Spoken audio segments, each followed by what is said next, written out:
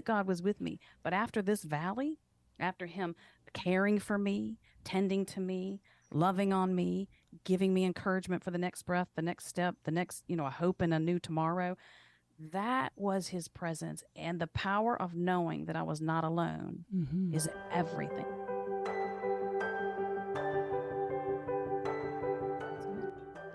Hey, everybody, and welcome back to the Wednesdays with Watson podcast. We are in summer of 2023, and we are in season 5.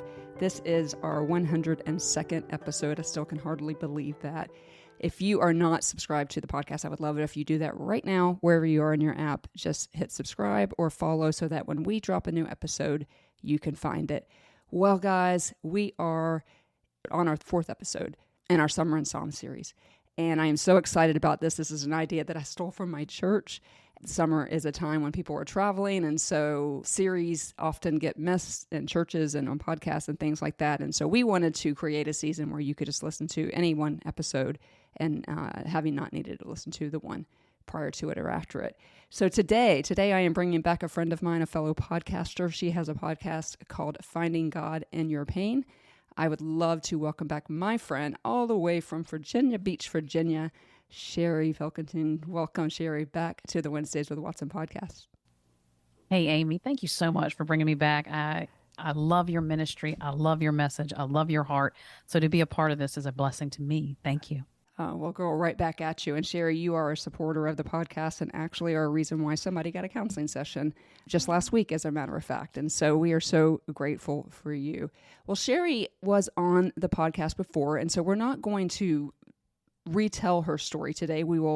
I will let her give you the nickel tour before we start on her favorite psalm. But I want you to go back and listen to that episode, which I will link in the show notes, because it by itself is a rich conversation about why Sherrie picked the psalm that she gave us today. And so we're going to start with her nickel tour, if you will, of the genesis of your podcast, Sherrie, all the things, and then we will dive into your favorite psalm. So tell us why the Lord is your shepherd, my friend. I'm just still tickled about the nickel tour. I don't think I've heard that. I like that idea. Hey, that's a Dad McGowan thing, actually. Okay, is it? So the reason that I even have a podcast called Finding God in Our Pain is because that's exactly what I had to do when I unexpectedly lost my husband, whom he and I had been together for a little over 33 years. So in that unexpected loss, I was devastated, just leveled. I had never experienced anything like that before. And so I began to question God. I had a relationship with God, but now everything was thrown up into the air, if you will. And, a lot of people think, how will I ever put it back together? I was thinking, how will I ever find the pieces and then try to put them back together? And so engaging the heart of God through this process of my very dark valley is where I learned that God speaks beautiful things in the dark. And you'll hear me say that often now. The reason I decided on a podcast, though, as part of the redemption story, because I believe that part of our redemption is that when we turn around and extend our hand to someone else who is going through either what you've been through or similar to that. And so it was because people would come and share their stories with me. And I believe that God did that strategically. If I was struggling with something, for instance, guilt or regret or the common things that come along with loss, then God would send someone to me, a woman, and she would share her story with me about her situation. There was one in particular, a woman who, when I met her, she was my husband. She had gone to school with my husband. And so they reconnected. They introduced us, spouses together. She comes to me and tells me the story of how this husband, the man that I know, is not her first husband. It's her second husband. And the daughter that I have met is not his daughter, that she had been married before, and the baby was 1 week old. Her husband was not well, and he had been to the hospital twice before, but they would send him home. So now the baby's 1 week old. She's sitting up at night with the baby, feeding the baby. And her husband says, I'm calling the ambulance. I can't take this anymore. I think I'm dying. And so she's trying to get the baby straight. The ambulance comes, takes the husband. So this is his 3rd time that he is in the medical attention, medical care, professionals, and he dies. And he died of meningitis. Wow. Like they missed it.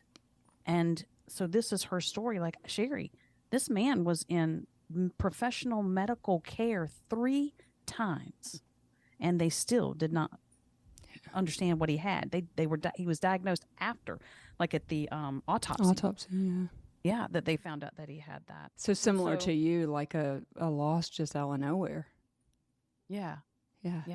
And I really, I'm sorry, go ahead. No, I don't want to cut you off. Oh, well, I was just going to say that I love where I know you're headed with that, and I've often been heard to say I want to be a good steward of my pain, because like in that situation, you can speak into her life because you actually know what it's like to have lost somebody so suddenly. Now, you didn't lose Larry to a medical malpractice situation, but still, to me, I think that is the gospel. That is that's doing life with people by just saying,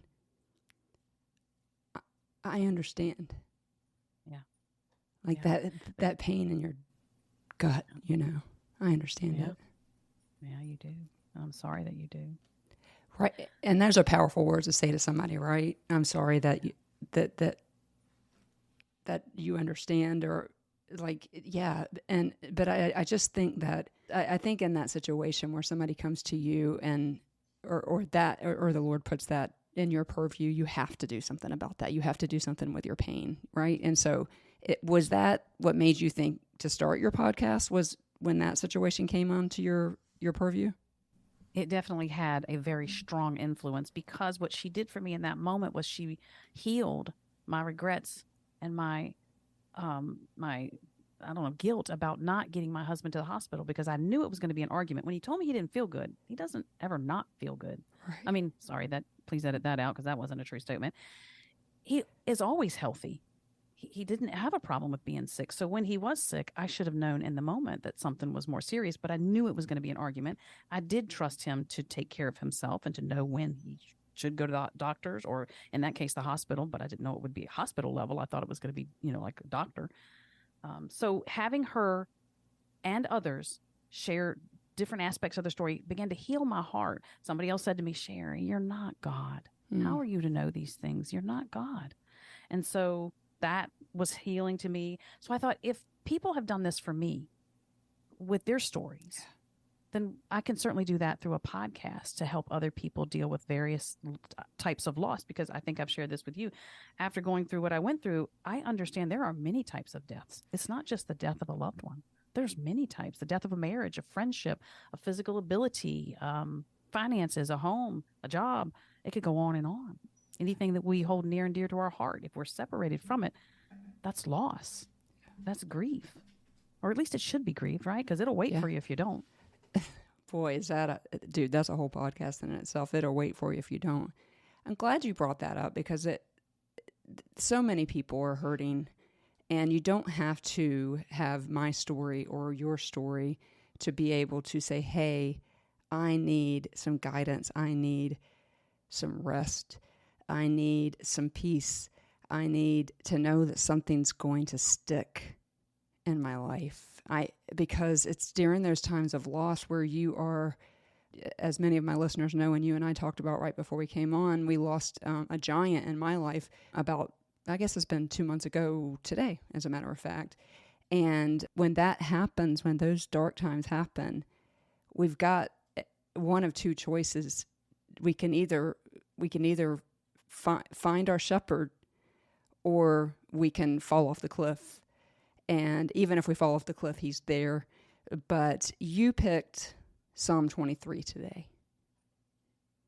And I want to talk with you about that and what the Lord gave you and as it pertains to your grief journey and your journey of helping other people, because you yourself got behind the microphone on your own podcast and curated an unbelievable episode on Psalm 23. And so I'm going to link that in the show notes, because there's no way we can cover it all. And I'm really interested too to see, like, the time has gone by since you recorded it before and now, and like what else has the Lord downloaded for you, and what will he download for me as you and I talk about it. And so what I'd like to do is, if you don't mind, read Psalm 23 for us, and then we will go from there. That I will do. The Lord is my shepherd, I shall not want. He maketh me lie down in green pastures. He leadeth me beside still waters. He restoreth my soul. He leadeth me in the paths of righteousness for his name's sake. Yea, though I walk through the valley of the shadow of death, I will fear no evil, for thou art with me. Thy rod and thy staff, they comfort me. Thou preparest a table before me in the presence of mine enemies. Thou anointest my head with oil, my cup runneth over. Surely goodness and mercy, and I love to say God's goodness and mercy, surely your goodness and mercy shall follow me all the days of my life, and I will dwell in the house of the Lord forever. Still gives me chills. I know. It's such a common verse, but it's so foundational in the walk of faith. Just the Lord has just really been working on me on his faithfulness, and this surely goodness and mercy will follow you. And I think of that song by CeCe Winans is made so famous, the goodness of God. And can't you hear her voice go, your goodness is running after, it's running after, it's running after me. This is just such a comforting psalm. And so what I'd love to do is, first of all, let's talk about sheep just for a second. One of my favorite subjects are sheep.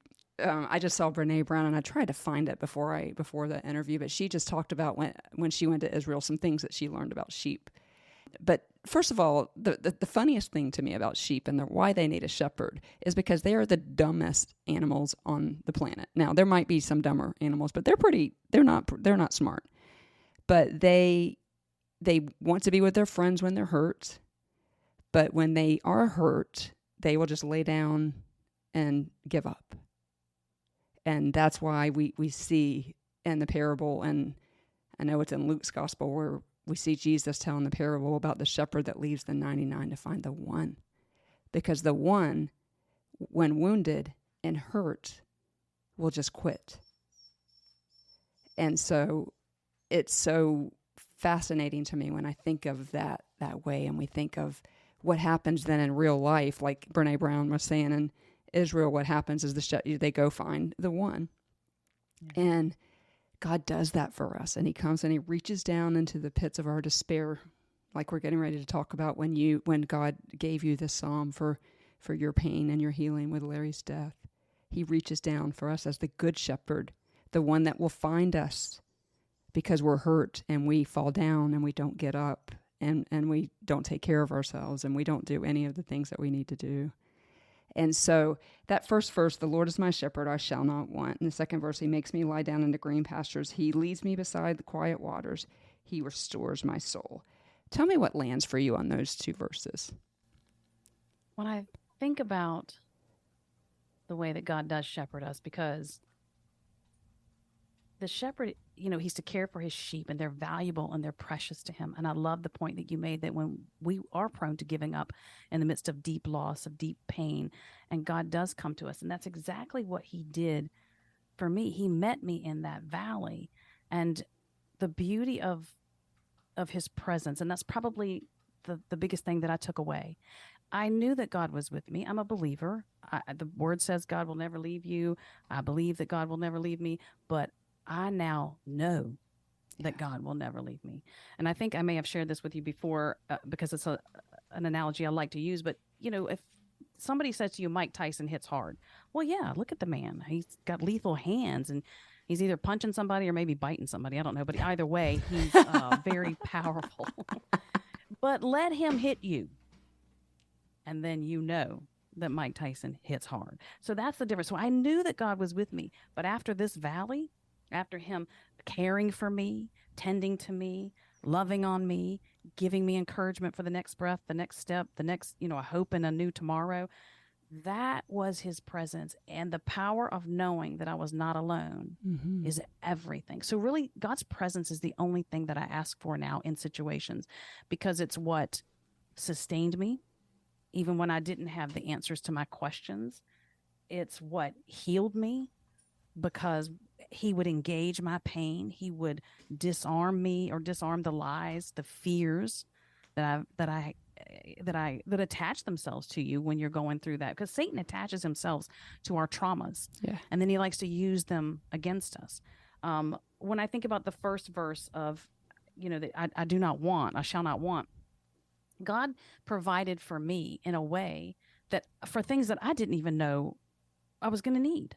Yeah. Didn't know Larry was going to pass. Didn't have any clue that I was going to need certain things. But God had already put my relationship in place with people who then delivered on my needs. How amazing is that? And then that green pasture.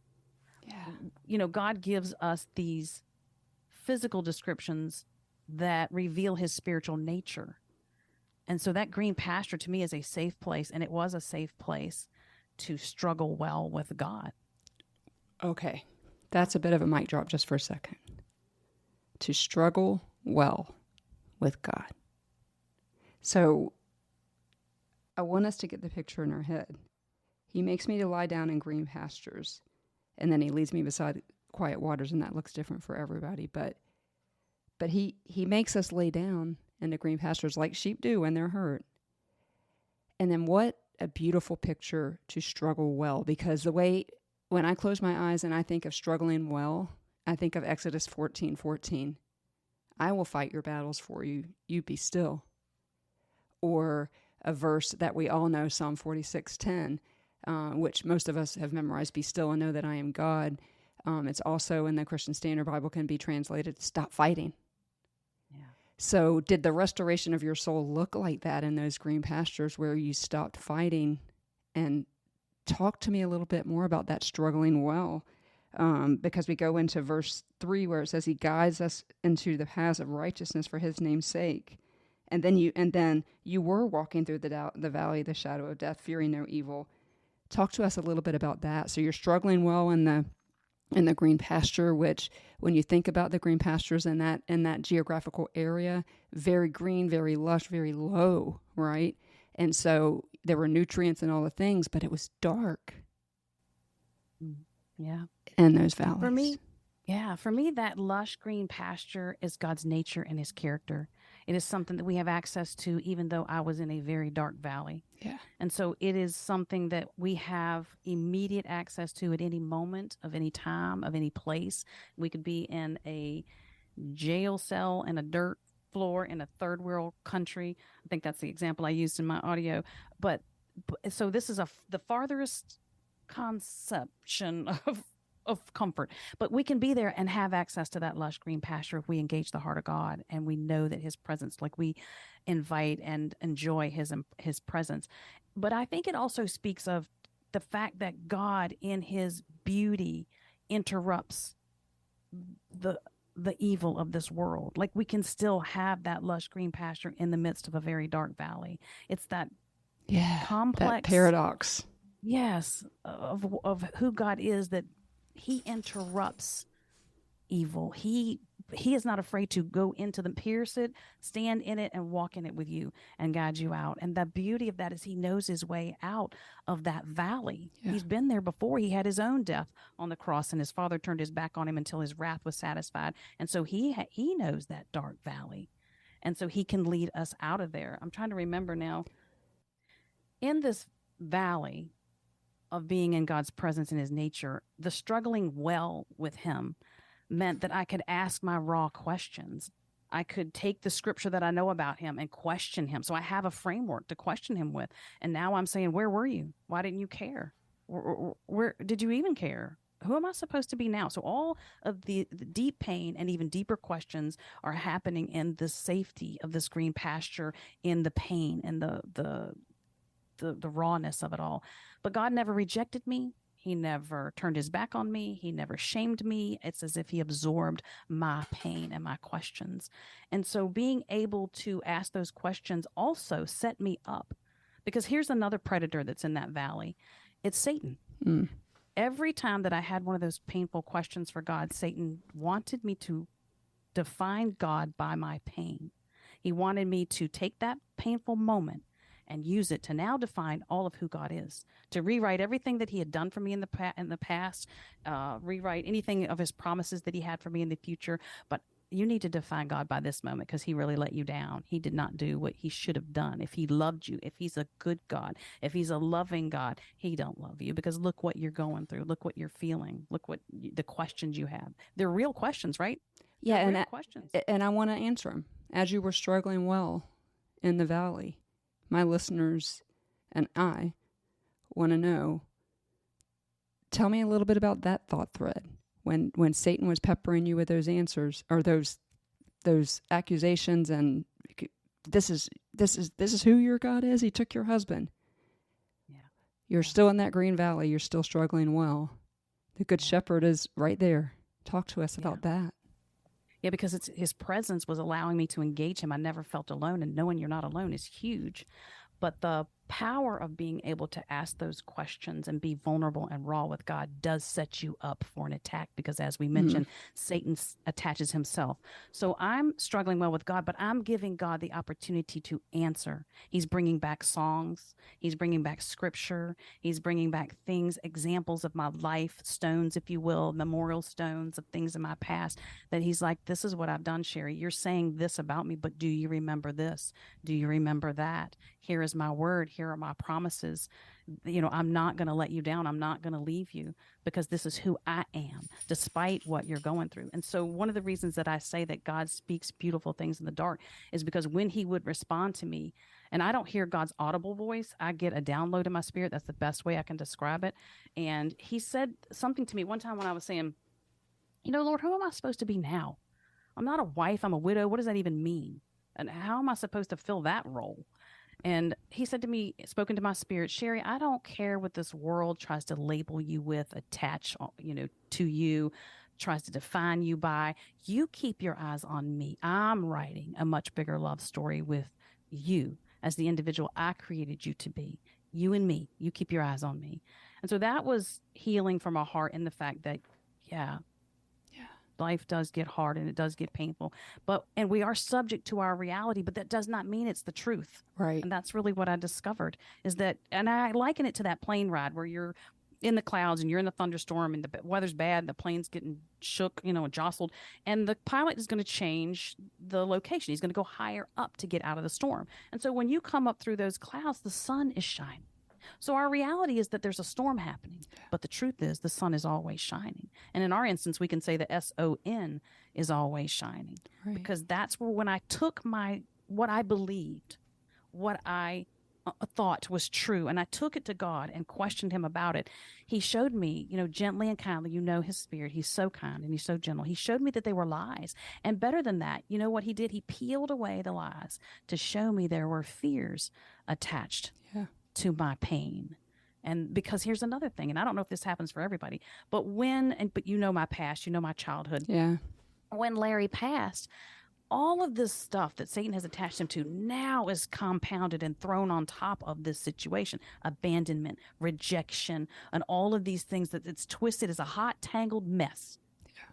But God gently, kindly, generously untangles fear by fear by fear, until you're down to the basic part of which is him. Yeah, and he does it so we're talking about that valley, the shadow of death that you were in. Now, listeners, you don't have to, like Sherrie led off with, there were many deaths. And so I don't want you guys piecing out of this podcast because you're like, oh, well, nobody died.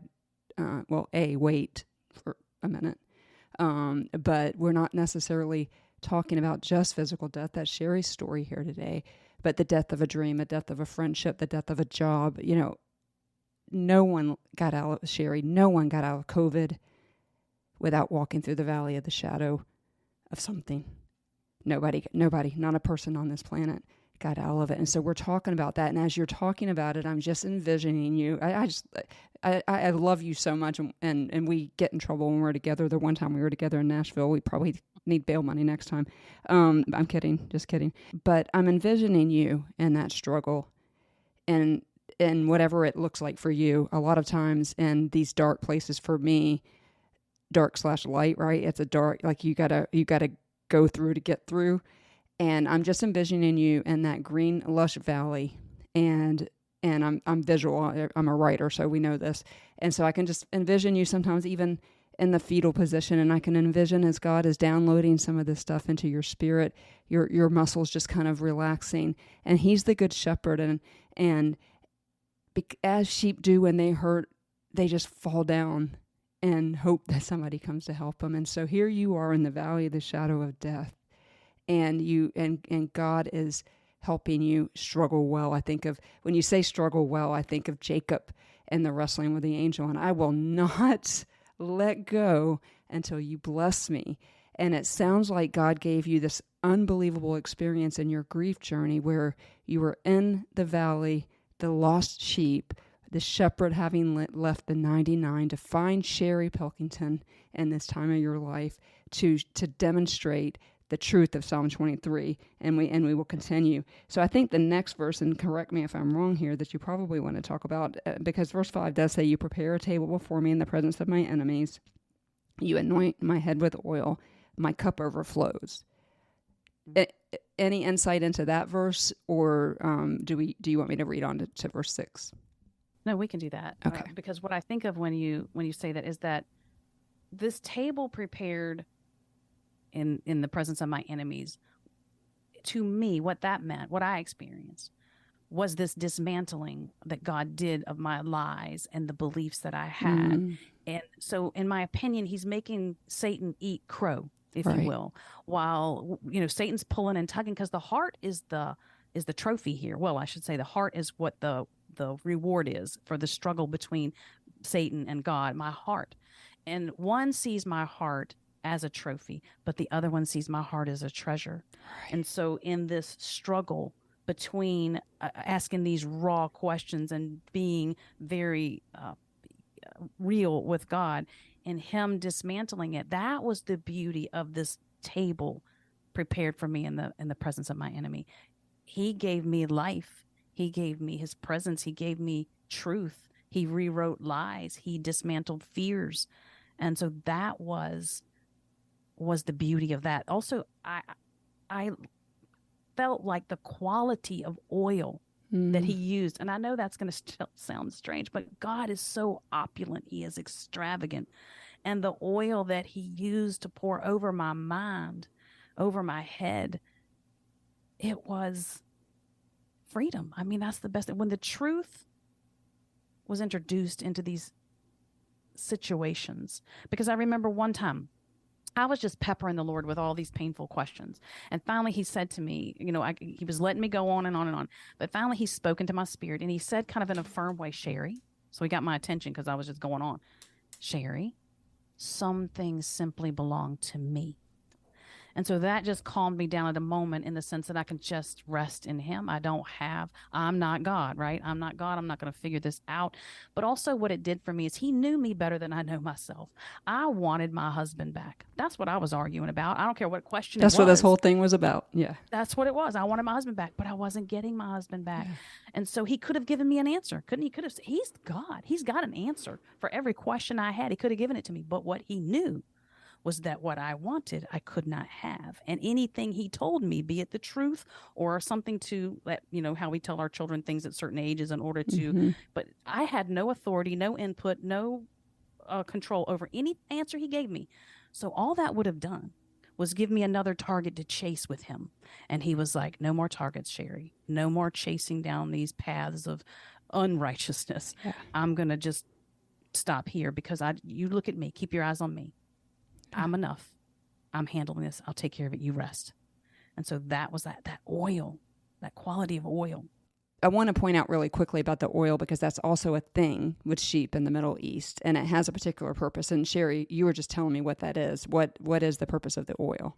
I believe it is, and somebody can fact check me on this, but I believe it's because of like flies or the mites that they get in their ears. There's a protection purpose for that on their head and their ears. I think that's how I remember it. So I just want to point out something really quickly. And again, I'm just getting all these visuals of you in this green valley and walking through the valley of the shadow of death and coming up through, and that's a great analogy of when you're in turbulence on a plane, and it's just coming up to that mountaintop where you have had this unbelievable experience with God. But let's talk about that oil for a second and the quality of the oil that he used, like the good oil. Like if you go back, and I want you guys to do that, it's going to be the very first link in the show notes. If you go back and listen to Sherrie's solo episode on this, I was almost jealous when I hit end, because I was like, man, she had a Jacob experience with God in the valley of the shadow of death. And when we talk about the oil for protection, because if it's protecting from mites or flies or whatever, I know you're correct in that, is that it's for protection.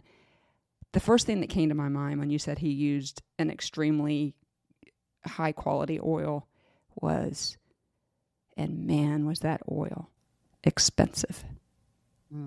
Yes, it was. Blood. That's right. The blood bought. Yeah. The blood bought presence of the Good Shepherd in these valleys and these shadows for us. And I just, and we're going to close with this last verse in a minute, where we talk about how his goodness and mercy follows us.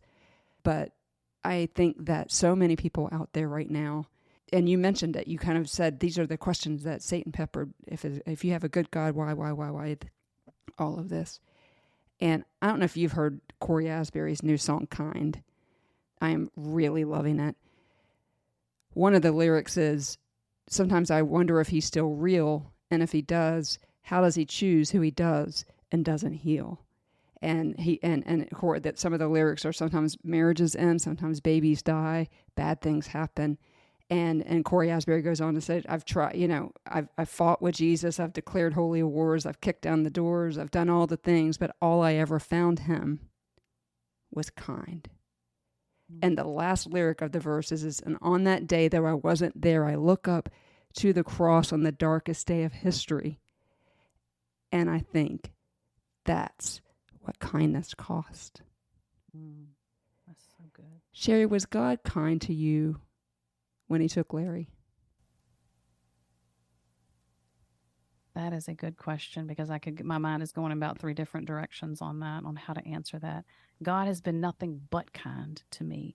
The goodness and kindness of God is something that sounds very ordinary and plain, but it is extremely, extravagantly deep when you start to experience things with him. There was kindness in what God did for me when he took Larry, because the truth is that in every situation of life, there is a beginning and an end. There are seasons to our lives, and it's no reflection on us as individuals when certain things stop and end. It's because it's God's kingdom calendar. So in between Larry's first breath and Larry's last breath, God gave him to me, shared him with me. So when he departed, it was not my responsibility in any way, shape, or form for his beginning or his end. That's God's.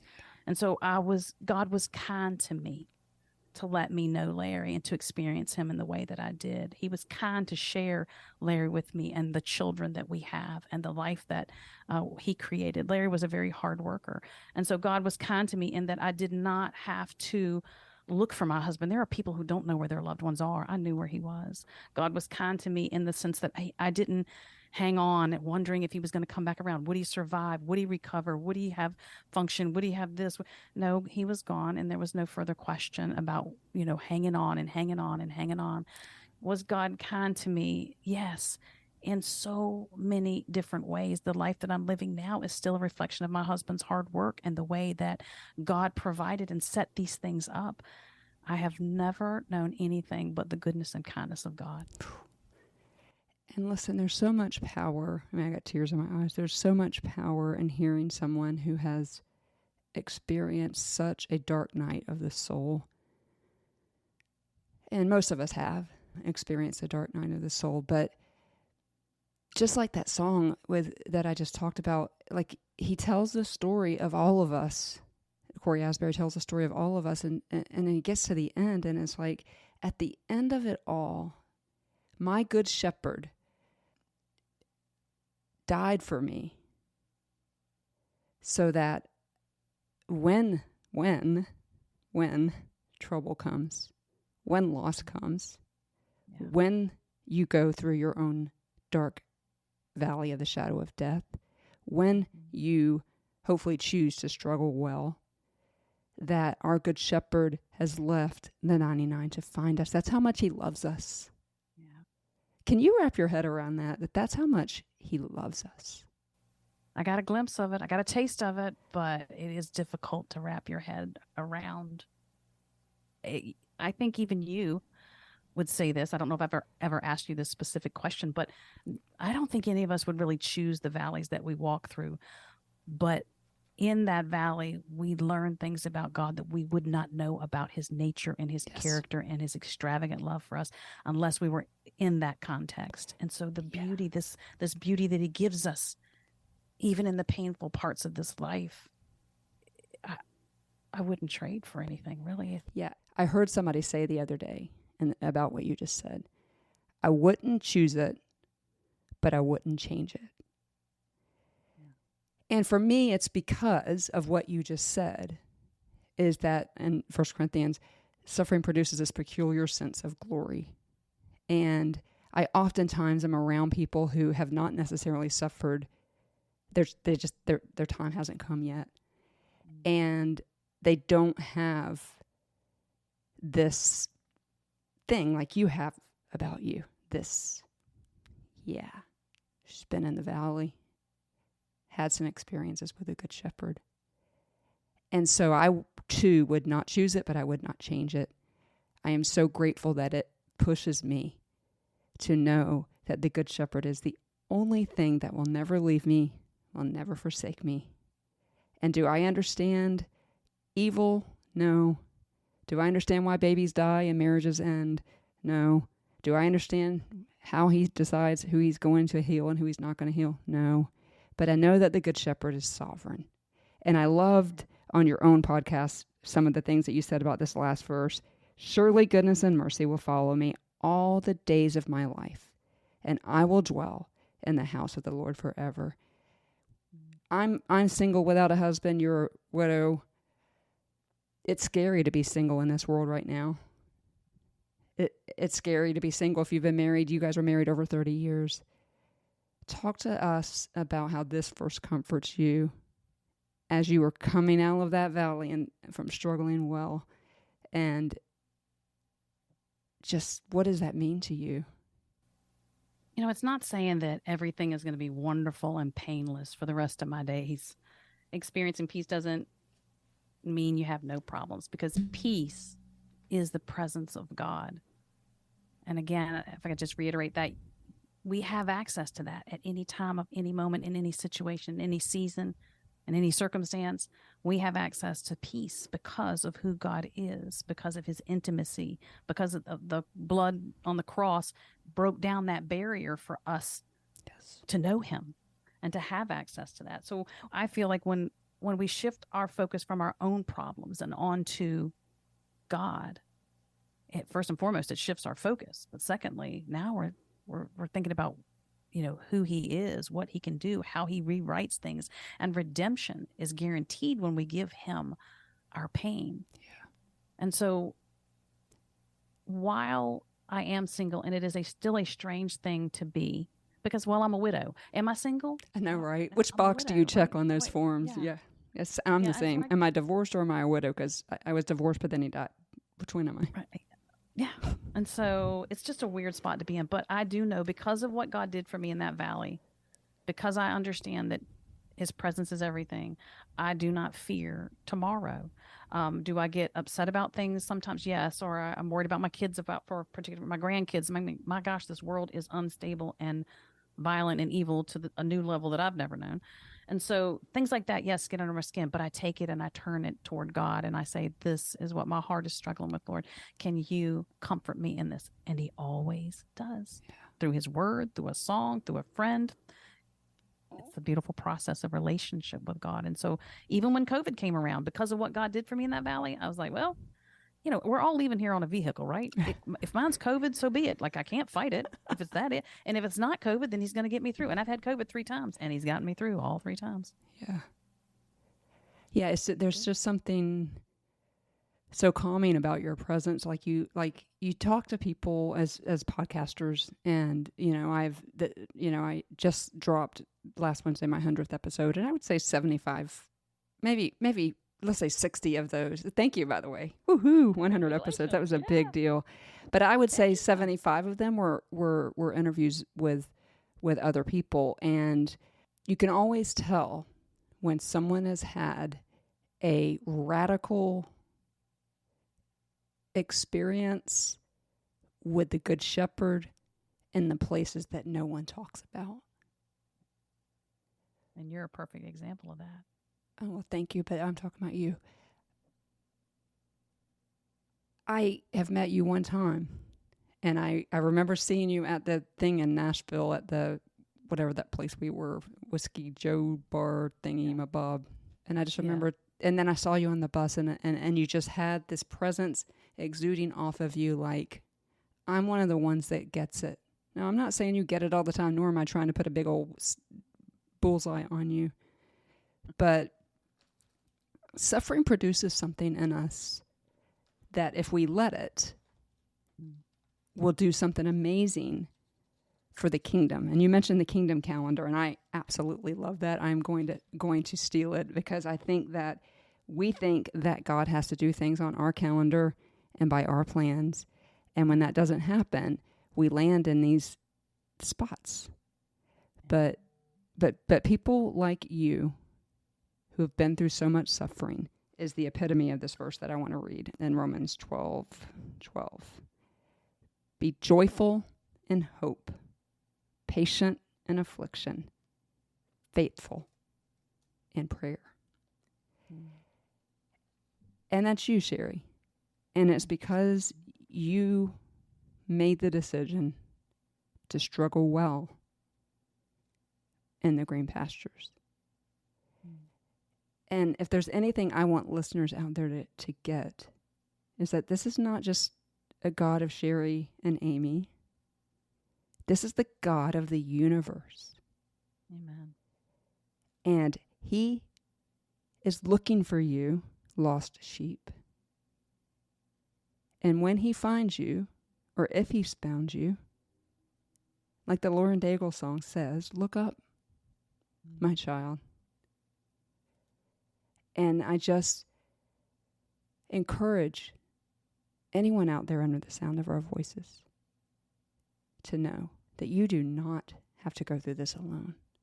Sherrie, I've spent 102 episodes now trying to get the hope of Jesus across on this platform. And you know what a journey that is. Sometimes 3 people listen, sometimes, 3,000 listen. And during this journey, one thing has become abundantly clear to me. Because I tried, in the middle of this journey, let me see if I can create a podcast for people who aren't necessarily looking for God to be the answer. Had nothing. Some of the most least listened to episodes I have. So much so, Sherrie, I believe this with my whole heart, that he is our only hope to get through this life, to get through this day, to get through this moment. That I'm writing my dissertation on the crisis of faith and trauma. There's only one answer to help us get through the wiles of the enemy. And that table that's set up in the presence of our enemy, and our big enemy being Satan. I just feel like this has been such a tender time, and I hope that listeners out there who have experienced their dark night, I hope that if they're hanging out up on that mountaintop just because they don't want to go down to the hard, let me tell you, bad things happen on the mountaintop. Lightning strikes, you get burnt, scorched, all the things. The nourishment sometimes is in the hard. If that is you today, I just encourage you to lean into the hard. And Sherrie, one of the things that we focus on this podcast is counseling. Just did a fundraiser, and so we have a little bit of money to give people. So if that's you out there today, hit that Contact Amy button. I have a whole process that we use for that. But you got to go to the hard. You got to struggle well. And so, Sherrie, I always give the mic to you last. What would you like to say to our listeners? Let God into the messy places of life, every phase, every dark valley, every painful question. He's trustworthy. He's kind. He'll never use your pain against you. No one loves you like he can, nor do they know the intimacy with which you were created. He has the vantage point of being able to thoroughly care for you in the intimacy with which he created you. He has no rival and no equal, No matter the season, the circumstance, the trauma, there is simply no one like him. Invite his presence, his truth, his restoration, his redemption. It's a beautiful journey throughout life in general when we invite him into every phase and every aspect of our being and our experiences. You have pulled me out from the depths. You have saved me from certain death. You have shown